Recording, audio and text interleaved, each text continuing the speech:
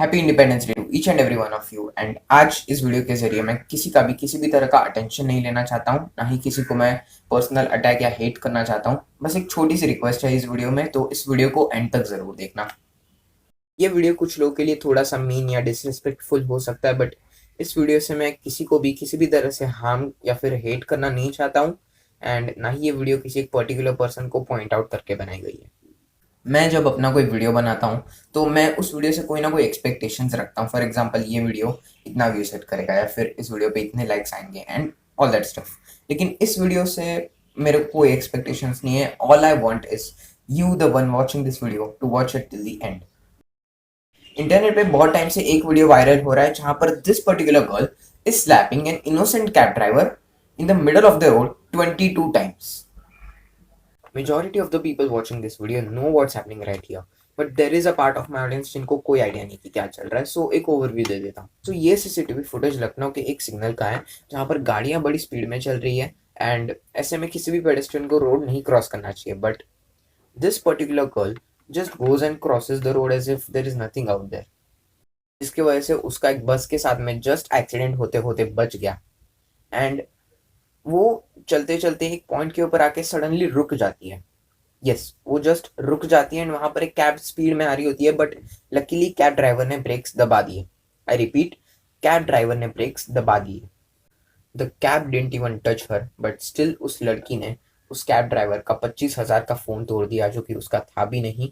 उस लड़की ने उस कैब के शीशे तोड़ दिए, उसको पब्लिकली सबके सामने मारा, उसके ऊपर एफआईआर लिखवा दी गई and the cab driver was sent behind the bars for 24 hours without any food or medication. Similar case हुआ था इसके पहले एक जोमेटो डिलीवरी बॉय के साथ, जहां पर एक लड़की ने जोमेटो से खाना ऑर्डर किया था and the delivery person was late, जिसकी वजह से लड़की ने बोला कि अब उसे वो मील फ्री में चाहिए। But when the delivery person rejected, she started attacking him and उसके आगे की स्टोरी तुम सभी को पता है। Both the cases are so similar. लड़के की कोई गलती ना होने के बावजूद उसके ऊपर फॉल्स एलिगेशंस लगाए गए, but luckily at the end the girl was proven wrong. The only slightest difference in both the cases is that in the Zomato controversy the boy counter-attacked her just for his own defense. Lucknow वाले case में the guy was still quiet. उसने सब कुछ चुपचाप झेल लिया। दोनों भी केसेस में लड़के का भारी नुकसान हुआ and guess what the girls got? Obviously they got what they needed. Attention. मैं पूरे वीडियो में इसी तरह से कंट्रोवर्सीज नहीं एक्सप्लेन करने वाला। I repeat this, please watch the video till the and. After whole lots of moments and the 5 phases of feminism, it was finally brought in India, and it was aimed for giving equal political, social and economics right for the women in India.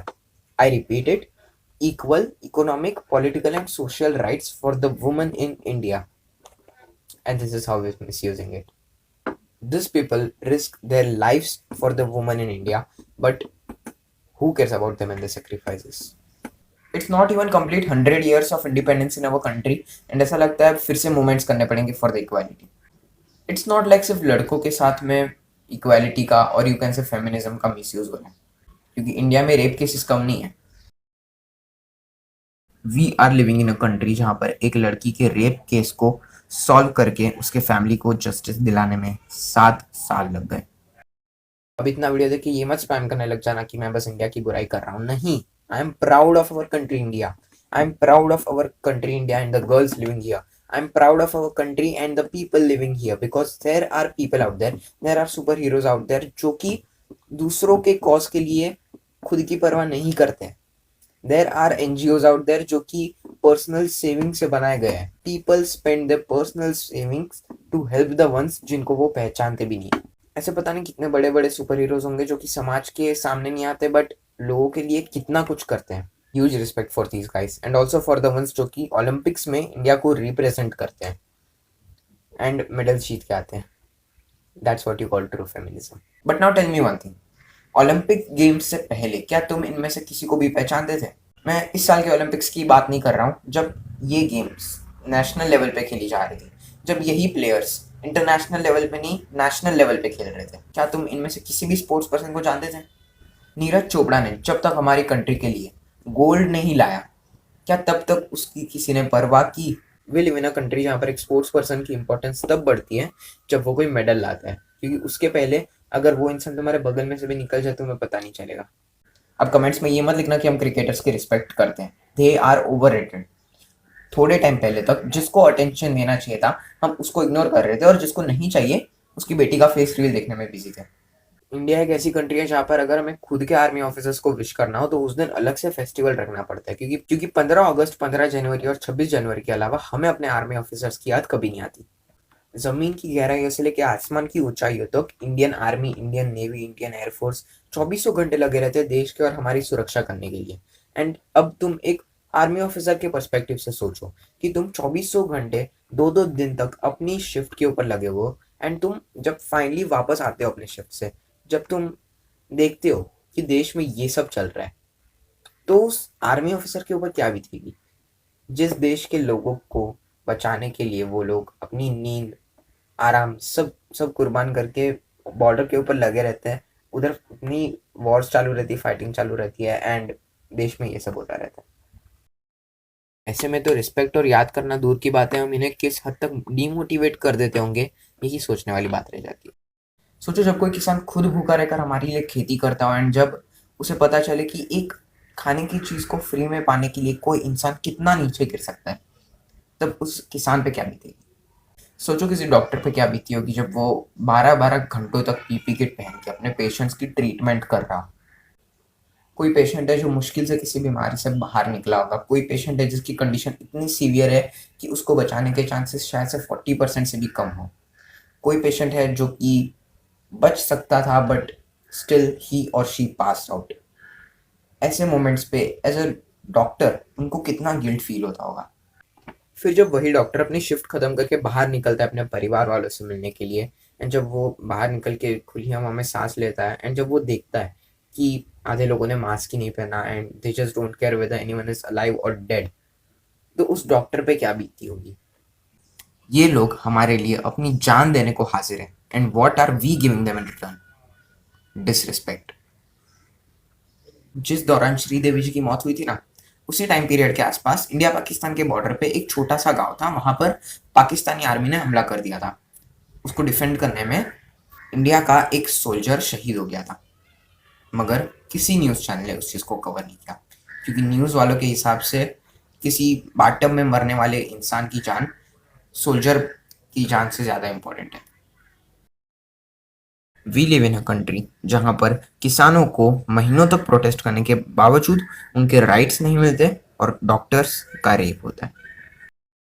इस video के through मैं बहुत negativity फैला चुका हूँ amongst my viewers, and I know it, but अब मैं कुछ छोटे से स्टेप्स बताने जा रहा हूँ, and I can not assure कि इस स्टेप से उन्हें हौसला मिलेगा या उन्हें पॉजिटिविटी मिलेगी, बट हमारे अंदर पॉजिटिविटी बरकरार रहेगी। So whenever you go to pray, now it doesn't matter कि तुम कौन से भगवान की प्रार्थना करते हो, बट जब भी तुम भगवान को याद करते हो, so just remember while praying, pray for the ones जो कि बॉर्डर पे खड़े हैं, एंड जस्ट होप कि वो भी किसी दिन अपनी शिफ्ट खत्म करके अपने फैमिली वालों के साथ शांति से बैठ पाए। Just pray for their safety और anything you wish for them और their families. If you have any friend जिसके मॉम डैड या कोई भी family member army officer, police officer या वैसे कोई भी अलग से सोशल सर्विस में है, तो आप लोग बस उसके साथ बात करो। Just go and talk to them and ask him और her whether everything is fine or not, because they may not show it but they suffer a lot, because उनको वो टाइम नहीं मिलता जो उनको अपने पेरेंट्स के साथ बिताना चाहिए। So just go and talk to them. So if you have any such friends, ऐसा नहीं कह रहा हूँ कि किसी को ज़बरदस्ती पकड़ के उनके साथ बात करो, but if any of your friend जिसके पेरेंट्स किसी भी सोशल सर्विस में, whether it be an NGO, army, navy, police, doctor, doesn't matter, just wish for them in their families well being. And lastly before ending this video, thank your parents, क्योंकि आज अगर वो नहीं होते तो तुम इस वीडियो को यहाँ तक नहीं देख पाते। अगर तुम्हारे पेरेंट्स ना होते तो तुम वो ना होते जो तुम हो। सो अब पेरेंट्स को विश करने के लिए पेरेंट्स डे का वेट मत करो, and just go and see them a thanks, just go and see them thank you. My salute and lots of love and respect to all the superheroes working out there for our well-being. आज शायद ये लोग ना होते तो India वैसा ना होता जैसा अभी है। So thank you so much.